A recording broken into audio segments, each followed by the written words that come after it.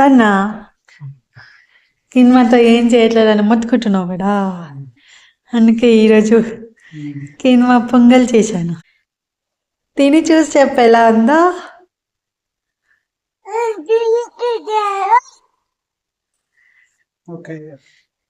బాగుందా? Hello everyone, ఈరోజు నేను కీన్వా పొంగలి చేశాను. ఇంతకు ముందు 2 టైమ్స్ చేశాను. మళ్ళీ ఇప్పుడు చేస్తున్నా. ఈ కీన్వా తీసుకొచ్చి చాలా రోజులు అవుతుంది. అప్పుడప్పుడు చేస్తున్నా. మా వారేమో కీన్వా చేయట్లేదని అరుస్తున్నారు. కీన్వా ఉంది కదా అని రోజు చేస్తామా ఏంటి?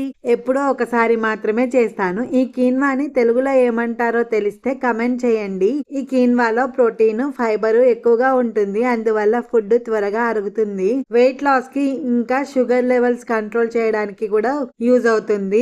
నేను ఇక్కడ ఒక గ్లాస్ కీన్వాకి 3/4 గ్లాస్ పెసరపప్పు వేసి 2-3 టైమ్స్ శుభ్రంగా కడిగి 8 గ్లాసెస్ నీళ్లు వేసి 6 to 8 అవర్స్ నానపెట్టుకున్నాను. తర్వాత కుక్కర్ లో నానపెట్టుకున్న కీన్వా వాటర్ తో సహా వేసి 1/2 స్పూన్ పసుపు, తగినంత ఉప్పు వేసి 5 విజిల్స్ వచ్చేంత వరకు ఉడికించుకున్నా. ఇక్కడ ఫస్ట్ చిన్న కుక్కర్ లో వేసాను. విజిల్స్ రాలేదని చెప్పేసి మళ్ళీ పెద్ద కుక్కర్ లోకి అయితే చేంజ్ చేశాను.